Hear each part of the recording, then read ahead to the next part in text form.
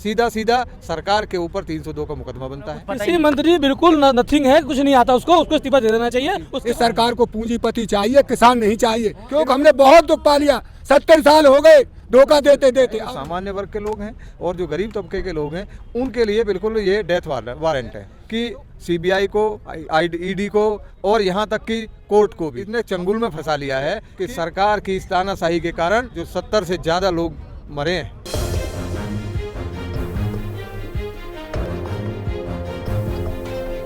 देखिए भैया, supreme court का तो सब स्वागत करते हैं, पर बात ऐसी है जब नरेंद्र सिंह तोमर ने ये कह दिया किसी भी कीमत पर हम बिल को वापस नहीं कर सकते, तो इस सरकार से क्या उम्मीद की जाए।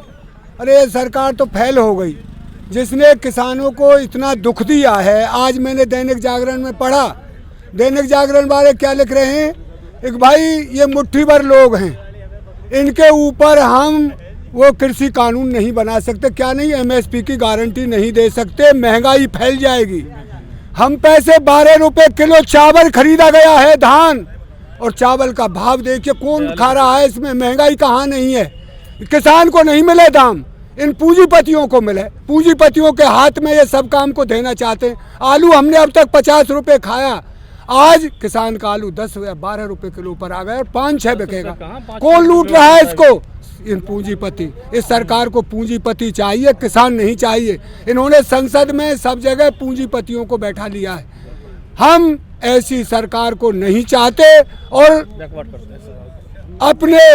अपनी बात को तो हम ऐसे करते हैं, किसानों के सब संगठन, किसान सब एक है, कोई अलग नहीं है। हम अपने काम को करवा के ही जाएंगे, तीनों कृषि कानूनों को बिल्कुल रद्द करवा के जाएंगे, एमएसपी की अपनी पुख्ता संसद में गारंटी लिखवा के जाएंगे, क्योंकि हमने बहुत दुख पा लिया। 70 साल हो गए धोखा देते देते, अब नहीं आएंगे चाल में। लेकिन आप ये बताएं, जो भूपेंद्र सिंह ने जो फैसला लिया आपके नजरिए में वो सही है या गलत? बिल्कुल उनको हम धन्यवाद करते हैं। देर आए सवेर आए, वो समझ तो गए किसानों का इसमें हित है, इसमें हित नहीं है।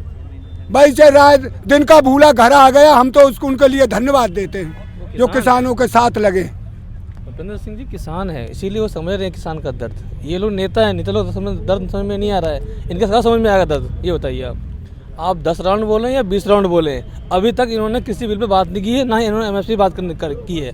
चाहे ये 100 राउंड क्यों नहीं बना लें, ये बात ही नहीं करते तो कहाँ से फैसला आएगा। हमारे 2 ही फैसले हैं, 2 ही हमारी मांग है, या तीनों बिल वापस लीजिए और एमएसपी गारंटी कानून बनाइए, और क्या चाहते हैं हम।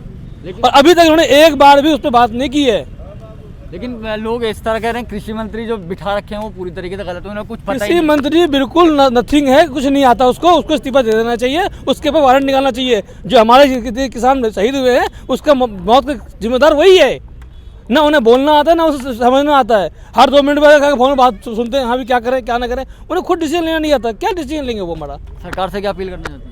सरकार से हम यही अपील करना चाहते हैं जितना जल्द से जल्द तीनों कानून को वापस ले और हमें यहाँ से विदाई करें। बताएं आप किस तरीके से देख रहे हैं जो आज भूपेंद्र सिंह का फैसला है, ये किसानों के हित में है, आपके नज़रिए में आप कैसा लगता है कि सही फैसला? देखिए, जिस दिन ये कानून बिल आए, बिलों के लिए भूपेंद्र सिंह मान, घनवंत जी, गुलाटी जी, इनको रखा गया। उस समय भी अब ये कहीं ना कहीं ये सोचते हैं, सरकार का एक मानना है कि किसानों को पता नहीं है। हमने स्टडी किया है तो उस समय भी भूपेंद्र सिंह मान ने जो रखा था वो संशोधन के आधार पर कि इस तरह के जो संशोधन है उनके आधार पर ये कानून लाए जाए, लेकिन उनमें कोई बदलाव नहीं किया। उसके बाद में जब कमेटी में रखा गया तो कहीं ना कहीं जो सद्बुद्धि उनको आई होगी कि जिस तरीके से ये कानून थोपे जा रहे हैं, तो ये क्योंकि पहली बात तो असंवैधानिक है, क्योंकि राज्यसभा में भी इनको लेके गए और राज्यसभा में ध्वनि मत से इन पर कोई चर्चा नहीं है और ध्वनि मत से इन्होंने पास करा लिए, तो ये गैर कानूनी है। और दूसरी बात कि ये कानून राज्य सरकार ला सकती है, ना कि केंद्र सरकार, तो उस प्रकार से भी असंवैधानिक है। तो 2 चीज़ें हुई, लेकिन इसके बावजूद भी कहीं ना कहीं कमेटी में जब इन लोगों को रखा तो सरकार क्योंकि पूर्ण बहुमत में है, एक तानाशाह रवैया अपना रखा है, तो उसके तहत ये कानून लेके आए। तो अब जब कमेटी में कहीं ना कहीं मान जी को रखा गया और उनको लगा कि ये कानून पूरी तरीके से ये किसान विरोधी है और देश की जो 80% जनसंख्या है, जो सामान्य वर्ग के लोग हैं और जो गरीब तबके के लोग हैं, उनके लिए बिल्कुल ये डेथ वारंट है। तो उस स्थिति में भूपेंद्र मान जी ने जो फैसला लिया है वापसी हटने का, वो कहीं ना कहीं भगवान ने उन्हें सद्बुद्धि दी और उनकी समझ में आया, उनको लगा कि तू किसान का बेटा है। उसने एहसास किया कि किसान का बेटा होने के नाते तेरा फर्ज बनता है कि ये किसानों की जो आत्महत्या के जो आगे जाकर के आने वाली पीढ़ी के लिए भी जो बर्बादी के कानून है, इनमें यदि तेने साथ दिया तो आने वाली पीढ़ी और ये जनता नहीं है, उसको ये लगा कि कहीं ना कहीं तेरा परिवार भी, जो तेरे आने वाली पीढ़ी तुझे माफ़ नहीं करेगी।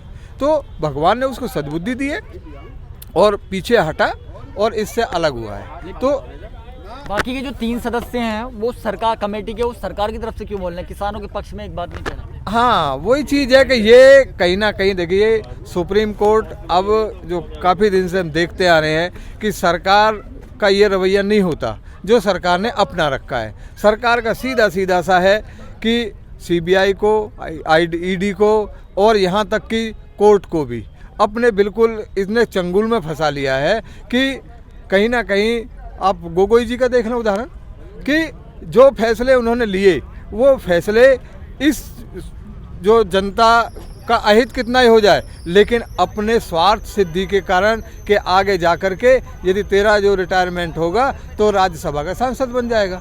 तो ये कहीं ना कहीं ये जो सुप्रीम कोर्ट में भी जो CJI बैठे हैं, उनका भी यही रवैया है कि स्वार्थ के प्रति वशीभूत है और उसी के कारण ये सब चीज़ हो रहा है। तो ऐसा नहीं है कि यदि वो 3 बोल रहे हैं तो ये झटका है सुप्रीम कोर्ट के लिए भी और सरकार के लिए भी कि जो 4 लोग उन्होंने चुने, वो चुने हुए लोग भी यदि मैदान छोड़ के जा रहे हैं तो शर्म की बात है। और ये झटका सुप्रीम कोर्ट के लिए भी है और सुप्रीम कोर्ट को भी इस पर संज्ञान लेना चाहिए कि तुमने 4 आदमियों को चुना, 1 आदमी छोड़ के चला गया, कल को दूसरा भी कोई जा सकता है।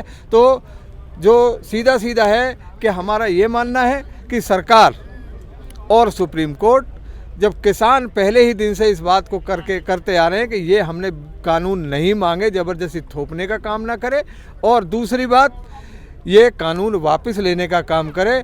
और सबसे महत्वपूर्ण एक चीज़ और है कि सरकार की इस तानाशाही के कारण जो 70 से ज़्यादा लोग मरे हैं, वो मरे नहीं हैं, शहीद हुए हैं, क्योंकि इस कानून को वापस कराने के लिए कुछ ने आत्महत्या की। हमारे एक जो साधु बाबा थे अम्पाल जी, उन्होंने बिल्कुल सीधे शब्दों में ये लिख के भी गए कि ये जो कानून लाए गए हैं और ये मेरे बर्दाश्त के काबिल नहीं है, ये जनता के लिए, किसानों के लिए अहितकर हैं, तो इनको वापस लिया जाए, ये मुझसे बर्दाश्त नहीं हो, इसका कारण मैं आत्महत्या कर रहा हूँ। तो जो लिख के गया है किसके कारण?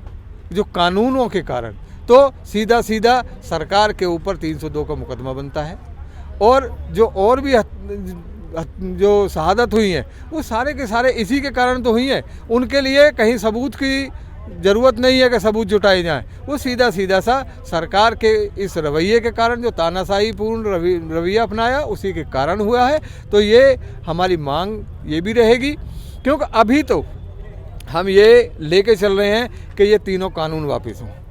सरकार ये ना सोचे कि तीनों कानून तो वापस लेने पड़ेंगे और MSP का गारंटी कानून भी बनाना पड़ेगा, क्योंकि ये किसानों के जो हित में जो भी फैसला हर हाल में लेना पड़ेगा। लेकिन इसके साथ में जिस दिन इनको वापस कर लेंगे, उसके बाद में सरकार ये ना सोचे कि हम लोग यहीं छोड़ देंगे। ये जो लोग हमारे इस तानाशाही पूर्ण रवैये के कारण जिन लोगों की शहादत हुई है, उनके शहादत खाली नहीं जाएगी और उनका जो मुकदमा है वो सरकार के ऊपर दर्ज कराएंगे और इनको शहीद का दर्जा दिला करके उनके मुआवजे की और उसकी मांग भी करेंगे और लेकर रहेंगे।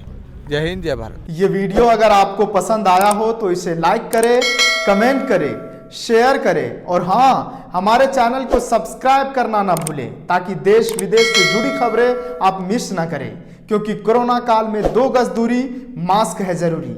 नमस्कार।